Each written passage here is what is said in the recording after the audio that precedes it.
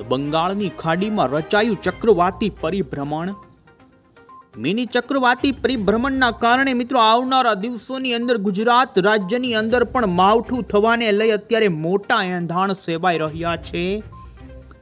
ભર શિયાળાની અંદર બંગાળના ઉપસાગરમાં થયેલી ઉથલ પાથલ અને અત્યારે તમે જોઈ શકો છો ભારતીય મોસમ વિભાગે આ સિસ્ટમને મિત્રો અત્યારે ડિપ્રેશનની કેટેગરી સુધી મજબૂત થઈને જાહેર કરી દીધી.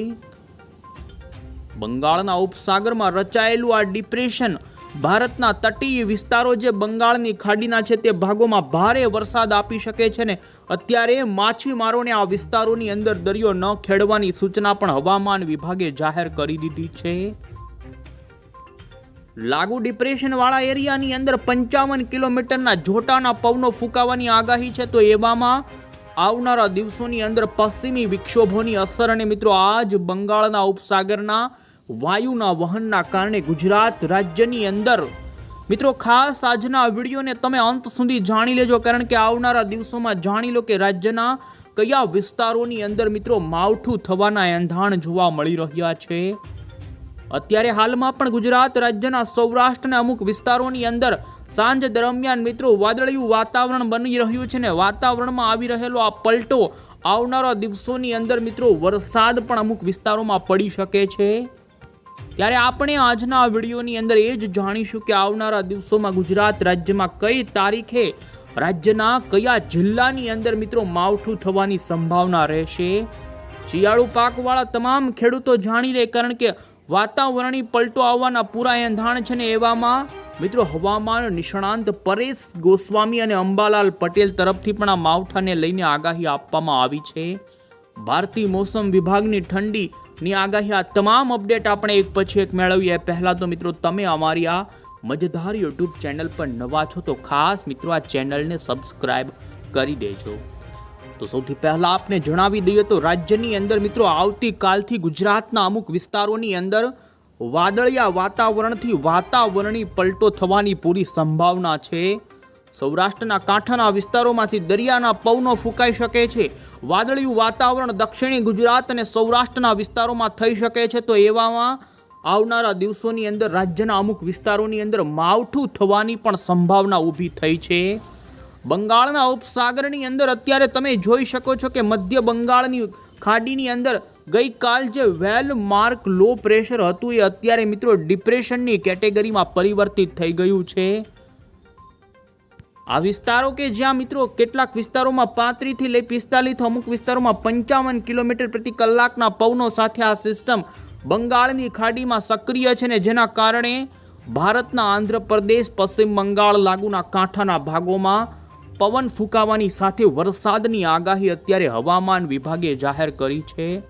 તમે જોઈ શકો છો કે બંગાળની ખાડીમાં ઊભું થયેલું ચક્રવાતી આ મિની પરિભ્રમણ ભારતના દક્ષિણી ભારતના કેરળથી તમિલનાડુના ભાગોમાં પણ ભારે વરસાદ આપી શકે છે અને આપણા ગુજરાતમાં પણ આવનારી 36 કલાકની અંદર ઘણા વિસ્તારોની અંદર મિત્રો ભારે વાદળિયા વાતાવરણથી લઈ જેમાં જોઈ શકાય કે ઠંડીની પણ વાત કરવામાં આવે તો મિત્રો જોઈ શકો છો કે છેલ્લા 2-4 દિવસોથી ગુજરાતના કચ્છના નલિયાની અંદર 5.8 થી લઈ 6 ડિગ્રી સુધીનું નીચું તાપમાન જોવા મળે છે. તો સૌરાષ્ટ્રના પણ અમુક સેન્ટરોની અંદર 10 થી લઈને 12 ડિગ્રી સુધીના તાપમાનો જોવા મળી રહ્યા છે. આમ કડકડતી ઠંડીનો દોર ચાલી રહ્યો છે. ભારતના એક છેડે જોવા જઈએ તો બંગાળની ખાડીના કાંઠાના રાજ્યોમાં વરસાદની સંભાવના તો ઉત્તરી ભારતના ભાગોમાં ભારતીય મોસમ વિભાગે કોલ્ડ વેવની આગાહી આપી છે. મિત્રો પશ્ચિમી વિક્ષોભો પણ આવી રહ્યા છે. આમ વાતાવરણી બદલાવો આવી રહેલા છે. આવનારી કલાકોમાં આપણે જાણીએ કે કઈ દિશા તરફથી વાતાવરણી પલટો આવશે, કયા વિસ્તારોમાં માવઠું થશે જાણીએ. પહેલા તો ઇન્ડિયન મોન્સૂન ડિપાર્ટમેન્ટે જે ઓફિશિયલી અત્યારે જે આગાહીઓ આપી છે જોઈએ તો સૌથી પહેલા તમે જોઈ શકો છો કે ઇન્ડિયન મોન્સૂન ડિપાર્ટમેન્ટ તરફથી મિત્રો બંગાળની ખાડીમાં સક્રિય સિસ્ટમને અત્યારે ડિપ્રેશનની કેટેગરી સુધી મજબૂત થયેલી જાહેર કરી દેવામાં આવી છે ને આ સિસ્ટમના વાદળોનું સર્ક્યુલેશન અત્યારે ભારે વરસાદ બંગાળની ખાડીમાં આપી રહ્યું છે. ધીમે ધીમે આ સિસ્ટમ જોઈ શકો છો કે આ સિસ્ટમનો આવનારી કલાકોનો ટ્રેક થોડો બંગાળની ખાડી તરફ રહેવાનો છે ને ત્યારબાદ આ સિસ્ટમ નબળી પડી ફરી ભારતના તટીય રાજ્યો પાસે આવવાની છે ને જેના કારણે દક્ષિણી ભારત અને લાગુના જે પૂર્વીથી નીચેના જે ભારતીય ભારતના તમામ જે રાજ્યો છે ભાગોની અંદર મોટો પલટો આ સિસ્ટમ ડિપ્રેશનની કેટેગરીમાં છે આપી શકે છે. અત્યારે તમે જોઈ શકો છો ભારતીય મોસમ વિભાગે જમ્મુ કાશ્મીરના વિસ્તારો હોય, હિમાચલ પ્રદેશ, પંજાબ, આ સાથે રાજસ્થાનના ભાગોની અંદર કોલ્ડ વેવ એટલે કે કડકડતી ઠંડી પડવાને લઈ આગાહી આપવામાં આવી છે. તો બીજી તરફ પૂર્વી ભારતના જે રાજ્યો છે ત્યાં ભારે વરસાદની સંભાવનાને લઈ યલો એલર્ટની ચેતવણી આપવામાં આવેલી છે. આમ જોઈ શકો છો કે આંધ્રપ્રદેશ લાગુના વિસ્તારોની અંદર 22-23 તારીખ આજુબાજુ ભારે વરસાદના યલો એલર્ટ આપવામાં આવેલા છે. તો આપણે જોઈએ તો ખાસ કરીને જોઈ શકો છો તમે ઉત્તરી ભારતના ભાગોમાં વેસ્ટર્ન ડિસ્ટર્બન્સ આવવાના કારણે જેમાં પણ હિમાચલ પ્રદેશ લાગુના વિસ્તારોમાં તો સિવિયર કોલ્ડ વેવ પડવાની આગાહી ભારતીય મોસમ વિભાગે જાહેર કરી છે. દક્ષિણી ભારતના ભાગોમાં 26-27 તારીખ આજુબાજુ પશ્ચિમ બંગાળ, આ જોઈ શકો છો કે આંધ્રપ્રદેશ, ઝારખંડ લાગુના વિસ્તારોમાં બંગાળની ખાડીવાળી સિસ્ટમના કારણે ભારે વરસાદની સંભાવના રહેશે. તો બાકી આવનારી 24 કલાક સુધી આંધ્રપ્રદેશ અને ઉત્તરીય તમિલનાડુ લાગુના વિસ્તારોની અંદર પવન ફૂંકાવાની આગાહી હોવાના કારણે તે ભાગોમાં માછીમારોને દરિયો ન ખેડવાની સૂચના આવતીકાલે પણ જોઈ શકો છો. બંગાળની ખાડીવાળા એ વિસ્તારોની અંદર પવન ફૂંકાઈ શકે છે. 45 કિલોમીટરની ઝડપના પવનો ફૂંકાવાની સંભાવના છે અને જે સિસ્ટમ નબળી પડી જોઈ શકો છો 24 તારીખ આજુબાજુ દક્ષિણી ભારતના તમિલનાડુના કાંઠા પ્રદેશોની અંદર ડિપ્રેશનમાંથી નબળી પડીને લો પ્રેશરના ફોર્મની અંદર આવી શકે છે અને 25 તારીખ સુધી માછીમારોને દરિયો ન ખેડવાની સૂચના ભારતીય મોસમ વિભાગે બંગાળની ખાડીના વિસ્તારોમાં જાહેર કર્યું છે.